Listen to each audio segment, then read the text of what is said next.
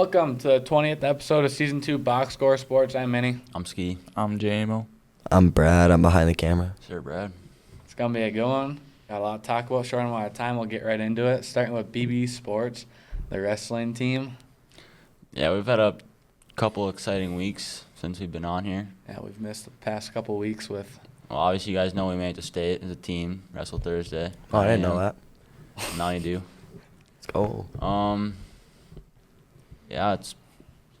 Well, take you through our section Final Four. So we wrestled K&B. We beat them 40-19, and earlier the year we lost by 10 to them. So we flipped that around pretty good. And then in the second finals, we wrestled KMS. And we wrestled them earlier. We lost by 21. We kind of got crapped on there. But then we beat them by 13, so we flipped the switch there. By the way, can I give you like a little pat on the back quick? Yeah. And we punched our ticket. So that was fun. You guys had individuals? The individuals last Saturday, we sent six. I think. Ethan Spanier, Max Hansen, Ryan Jensen, Wyatt Engen, Hunter Loggy, and Carson Gilbert. All right, how's Team State looking? Like, Yeah, we got the 3 seed. We got Medford first round. They're tough. We'll have to come battle. Can't go 0-2 again like last year. we'll do That'd barbecue. be bad. Just looking for a win, looking for some. I don't know who was saying it, Hardware. but I think they were saying that they have their studs where you guys have your studs, something like that. they got a couple studs on their team. All right, TK, better get a pin then. Well, I got a stud, so. So you're gonna get a pin then. Alrighty, boys basketball. What we got going? We're 19-4. Sir. 19-4 game tonight, game tomorrow. We had a game on Friday against Painesville, and what do we do? Won by 19, I think. That was a big one. Then we played Royalton on Saturday, won by 20 something. Then we had a game against Brandon yesterday. Well, we're filming on Tuesday, so that was Monday. Won by 20 something. All right, we got a game tonight against Kimball. Should be a Won good by one. 20. Then we got Friday, last regular season game against Hancock. Then we Senior get in night? the playoffs. Sure. Senior night. You guys should have the 1 seed, right? We should. I think right now you do. Yeah, we do Should. right now. We're ahead by quite a bit in QRF, so It's good. yes, sir. Girls. I don't even They know also have the 1 seed. They're in the Start playoffs playoffs. Thursday. Yep. They don't have any more regular season games, do they? No, No. I just Oh, said they they don't. start playoffs. Thursday. I know They play Fennec- Bertha Hewitt. Second team in the section. Just kidding, I don't know what they are. I Probably think 8. they're an 8 seed. Yeah. All Once right. you get to playoffs, every records are 0-0. 0-0, yeah. It's true. It's facts on God. Who comes to play? Who wants it more? I actually know the team they're playing might be 1-0. Oh, that's true. They might have a plan. Yeah, they did play in, actually. So it's They a got it. horrible statement of you. They got a better record than we do then. It's true. It's true, so you can't overlook anyone. It's true. You can't do that. Alrighty. We All got right. an exciting interview today, boys. Al Newman. It's going to be a lot of Sir. fun. Sir. Yep. We'll Let's get hop into that. Let's get into Sir. it. Now joining the pod is former MLB player and 2-time World Series champion Al Newman. Thank you for coming on. Welcome. Hey, way to go, guys. Hey, it's always a pleasure to do these interviews and especially have fun talking about the game of baseball. Oh, yeah. Yeah, for sure. So, what was the recruiting process like for you in high school? Well, guys, I grew up in Kansas City, Missouri, and my family moved to California when I was a junior in high school. So the exposure was very, very good and sometimes overwhelming just because of the caliber of high school sports. I played the guy in the backfield on my football team. He went to USC, and I ended up going to San Diego University. Just on a hunch that the coach believed in me. So it was quite impressive. But, for me, I wanted to stay close to home. Sure. What other sports did you play in high school, or was baseball your favorite? Well, I played all 3 sports, football, basketball, and baseball. I also ran track. at the same time that I played baseball. So if I had to pick a favorite, I know I had a lot of success in my life playing baseball, but I always liked football. For some reason, the fact that you're a running back or a kickoff return guy, you're trying to elude people trying to take you out. That always appealed to me, and so baseball was a lot of fun, but football really got your energy going. Right. Yeah. Mm-hmm. What was it like to play for San Diego State in college? Awesome experience. The weather never changed. It was Groundhog Day every day. It was about 75, degrees. And, you could go to the beach and hang out there. But it was a great college campus. I had some great teammates, some you may have heard of. I played with Tony Gwynn and Bobby Meach, to name a few of the guys that were on my team that got to the big leagues and had awesome careers. A lot of fun, but I tell you what, it was a challenge. Right. It really was a challenge from high school to college. Yeah. Yeah. What was the day in the life of like a D1 player? Well, I think the biggest change athlete that goes D1 is that the routine changes. You're on coach's time now.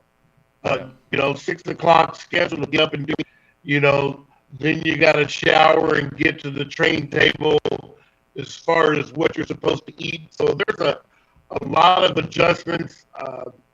They put each and every guy on a program to get, and it becomes more of a challenge to yourself whether you can put the time in to get the most out of what they're trying to help you become. So it's a total change, from high school where, you're really not being challenged because you're pretty good. And then now you're around a lot of D1 athletes that are trying to get to the next level. What was your favorite team to be on? My favorite team to be on was the Minnesota Twins. First off, because I got traded to the Twins in 1987. And, man, the joyful ride began. We won a World Series my first year there. And then we won it again in 91, which was my last year before I finished my career with the Texas Rangers. But the memories in that 5-6 year span with the Minnesota Twins, coming back as a third base coach, being a minor league manager, I've been with this organization in some capacity for, over 30, 35 years. So it's a nice ride. I especially enjoyed managing in the minor leagues when, David Ortiz, who just got inducted to the Hall of Fame, I was blown away. He mentioned me in his speech. I was just blown away because between he and Torrey Hunter and Doug Minkiewicz, I was the manager that told those guys they were going to the big leagues after playing for me for a couple of years. So it was quite an honor. So There's no question that the Minnesota Twins are what I consider my family. I've lived here ever since I got traded here. My daughters went to schools in Lakeville. And, it's just a beautiful place. Thank you. Yeah. Mm-hmm. Who was your favorite teammate to play with in the majors? Kirby Puckett, without a question. He and I were, we were roommates when I first got to the Twins. You used to have a roommate. And then when we got separated and had to get our separate rooms, we just got connecting rooms. So we could always just walk across to each other's rooms. So he was definitely my best friend. But, Dan Glide was right there. Ken Herbeck and Laudner are good friends. It's amazing that a lot of guys that were on the teammate of both World Series teams still live in the state of Minnesota. So that tells you a lot about what our teams thought of the communities here in the state of Minnesota. Right. Mm-hmm. Yeah. Oh, what was it like to win 2 World Series championships? Crazy. I can't explain it. I know we sat around for hours just looking at each other going, we're the champions of the world. It's like And even now at 62 years old, when people see me that remember the World Series, they say thank you, and I'm thinking to myself, they don't know how good of a ride it was. They don't need to thank me because I'm still living the life of a champion. So it was a fun experience. I can't even. 87, you had no expectations and you won it. And then when we came back to 91, it was the scariest I've ever been as a player because you wanted that championship and you knew what it meant if you were to win. And it was an awesome experience the second time. So, hey, whenever you get a chance, I don't care what sport, I don't care what level. When you win a championship, that means that was teamwork. There was a lot of sacrifices made by each and every player on that team. So I don't care what kind of championship it is. If you win one, you're forever a champion. Yeah. Yeah. Would you say like winning the World Series was your favorite memory, or what would you say is your favorite memory? My favorite memory, I would have to say, was being called up to the major leagues. Okay. When that day, you're always dreaming. Once you become a professional, you're wondering if you'll ever play in the major leagues. And when the phone call came, I didn't believe it. I was blown away. I actually hung up on my manager because I thought it was one of my teammates playing a joke. The players could mimic their coach's movements and the way they sound. I hung up on him, and then he called back, and I told my friend, I said, stop fooling around, and I hung up. So he had to come knock on my hotel door, and he looked at me and he says, what, you don't want to go to the major leagues? And I was shocked because I thought it was my teammate joking the whole time. So that first call getting up to the big leagues was, it was the beginning of everything that I've become. Right. Through hard work, I finally reached the plateau of being a big leaguer, and then I come to Minnesota and I become a champion. So it's just been a whirlwind baseball career for me. But I think the most fun I've ever had, one of my biggest moments, was when I got to the big leagues as a coach. Yeah. And I felt like, man, how many guys make it as a player and are able to coach in the big leagues? And that, again, blew me out of the water. So I've been so blessed in my baseball career. That's why I have such a passion for this game. Yep. Mm-hmm. What was it like to coach for the Twins organization after being a player with them? It was such an honor because now I'm touching the younger generation. And, the parents saw me play, and now their kids are watching me coach their star players, the players that they like the best. And believe me, I was just as big a fan of Torrey Hunter and David Ortiz and Doug Minkiewicz as they were in the stands, because you watch those guys get better year after year. And, you as a manager, you give the talks about if you work hard enough, you'll fulfill that dream. And everybody does it. But to get that opportunity to watch them grow from 17, 18-year-old young men to major league players was quite an honor. Did you have like a preference? Did you like playing or coaching better? Wow. Well, coaching's a lot easier, I'll tell you that. It's a lot easier, and you don't have to work nearly as hard, but mentally, you're hurt because you want players to succeed. And, you watch guys practice and put their time in, and everybody wants immediate response. They want success. And I mentioned this to you guys, and I'm going to mention it again, that, I read a book, Tony Dungy, a great coach for the Minnesota Vikings and the Tampa Bay, and now he's on television. In his book, he said, let your setbacks, your disappointments, and your failures become part of your success story. Because you have to go through trials and tribulations to accomplish success in whatever you do in life. And so as a coach, that was the mentality that I had. It was don't say he's not good. What can you help him get better at?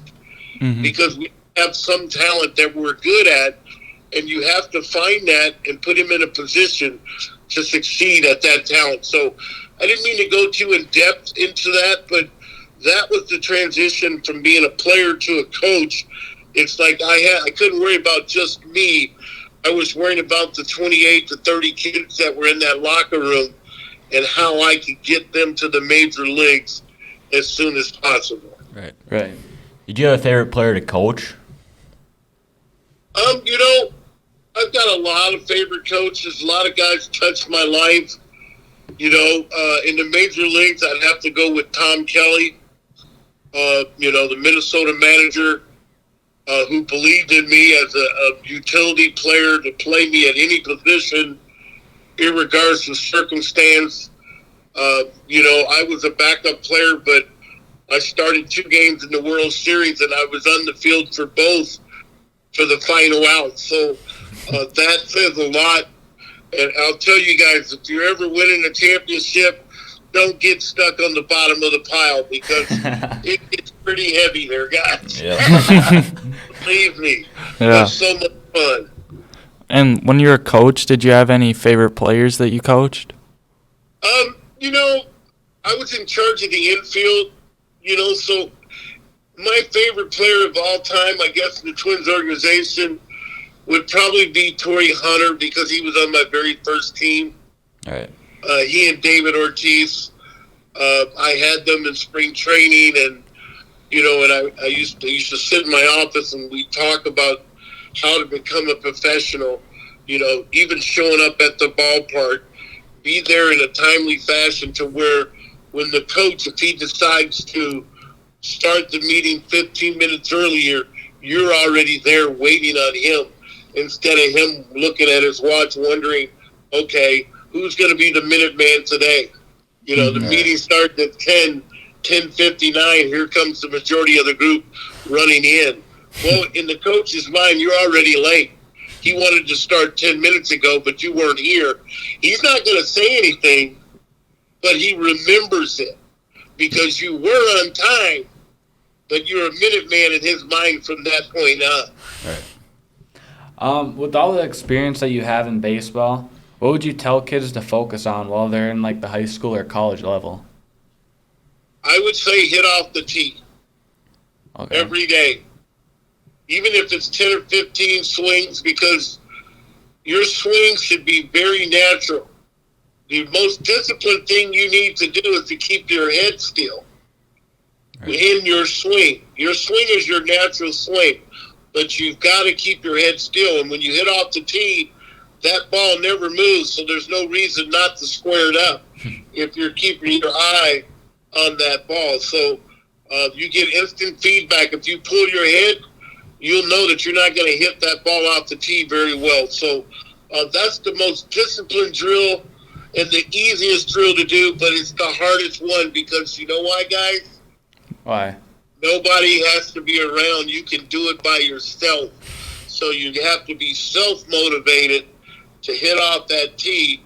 And when you have friends around, you're distracted because you're busy talking instead of getting quality work in. Yep. Yeah. What do you do for a job now after your baseball career? Well, after managing and coaching in the major leagues, I've still been doing youth sports, youth baseball.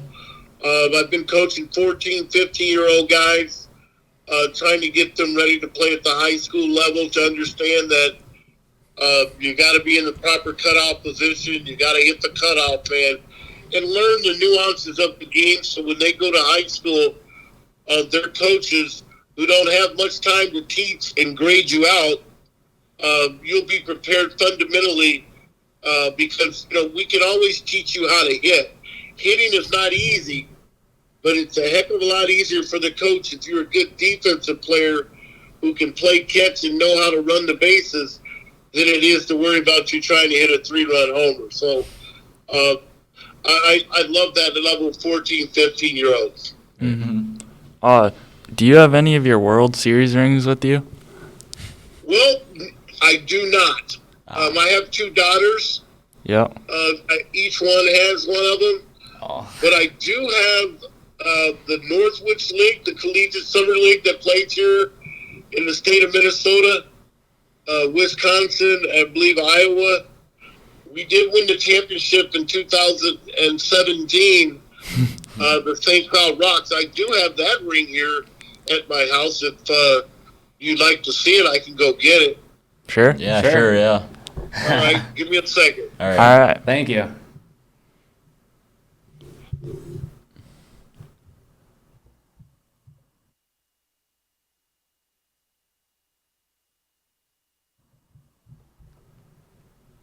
Forgot about that.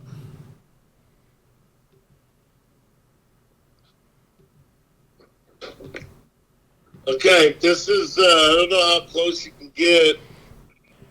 Let's see, where do I have to put it? Where's the darn camera? I don't know. I'm goofy this way. I have no idea.